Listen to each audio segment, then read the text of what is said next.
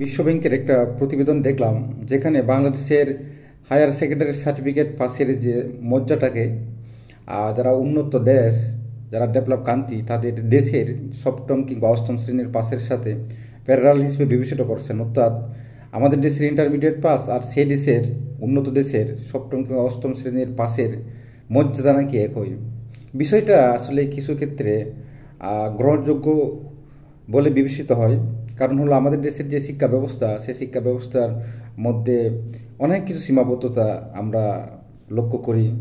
এক নম্বর হলো, আমাদের দেশের যে ব্যবহারিক এবং যে টেকনিক্যালমূলক বিষয়গুলো আমরা এখন সেভাবে রান করতে পারি নাই। দুই নম্বর হলো, আমাদের ম্যানেজমেন্ট যে টিচারগুলো নিয়োগ দেয়, সেই টিচারগুলো কিন্তু যারা মেধাবী, তারা কিন্তু আসলে শিক্ষকতা পেশায় সহজে আসতে চান না, কারণ আমরা তাদেরকে সেভাবে মূল্যায়ন করতে পারি না বা সম্মান দিতে পারি না।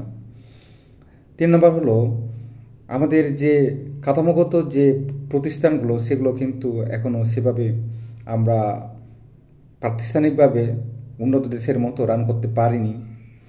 আবার আমাদের যে সীমিত সম্পদ, মানুষের জীবনযাত্রার মান, সব কিছু এখানে নির্ভর করে। আবার যারা স্টুডেন্ট, তাদের মধ্যে যে শিক্ষার যে একটা যে গুরুত্ব, তার শিক্ষণের ক্ষেত্রে যে একটা মানদণ্ড, সেটা আসলে আমরা অনেকাংশে কিন্তু নেগেটিভভাবে আমরা দেখি। কারণ মানুষের শিখার এবং জানার যে আগ্রহ, সেটা কিন্তু আমরা এখনও সেভাবে গড়ে তুলতে পারি নাই আমাদের জেনারেশনদের মধ্যে।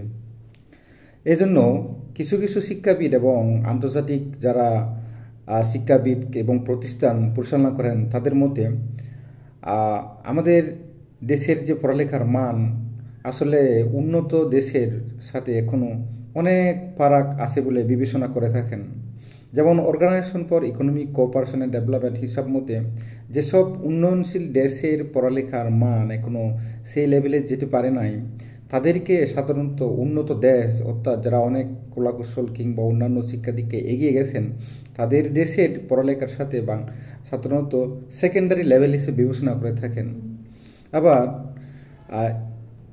Programme for International Student Assessment হিসাব মতে, যদিও বাংলাদেশ এই পরীক্ষায় অংশগ্রহণ করে নাই, উন্নয়নশীল দেশগুলো বাংলাদেশ বাদে যে সমস্ত দেশগুলো অংশগ্রহণ করেছেন, তাদের যে পড়ালেখার যে মানের যে পরীক্ষাটা, অর্থাৎ ধরনটা বিবেচনা করে ওনারা জানতে পারেন যে উন্নয়নশীল দেশের পড়ালেখার মান সাধারণত তাদের স্ট্যান্ডার্ড লেভেলে এখনও যেতে পারে নাই। আর যার দরুন উন্নত দেশের যে সেকেন্ডারি লেভেলের মর্যাদা বা ক্যাটাগরিতে এখনও রয়ে গেছে বলে আমাদের যে ভিসা, সেটা কিন্তু বিবেচনা করে থাকেন। এখন কথা হলো কি, তাহলে বাংলাদেশ কি আসলে সত্যি কি আসলে আমাদের ইন্টারমিডিয়েট অর্থাৎ হায়ার সেকেন্ডারি সার্টিফিকেটের পরীক্ষার মান কি আসলে উন্নত দেশের সপ্তম শ্রেণীর পাসের সমান?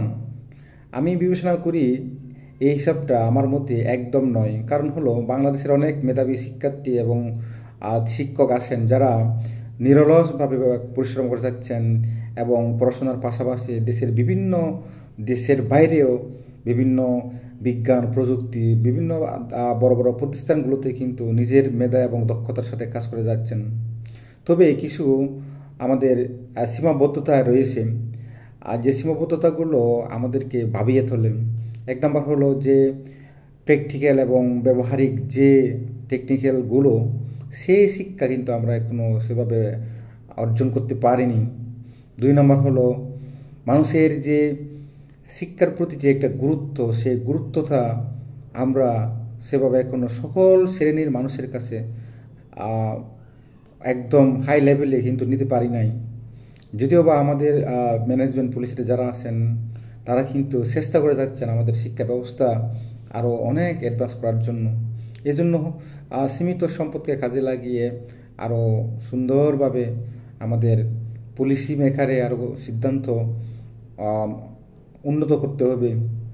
আমাদের যে সীমিত সম্পদ, সেই সীমিত সম্পদের মধ্য থেকে যারা প্ল্যানিং রাখেন, প্ল্যানিং বাস্তবায়ন করেন, তাদেরকে আরও অ্যাডভান্স চিন্তাভাবনা করতে হবে এবং যে দক্ষতা, প্রযুক্তি, এই বিষয়গুলো নিয়ে আরও সিলেবাসের মধ্যে এগুলো অন্তর্ভুক্ত করতে হবে।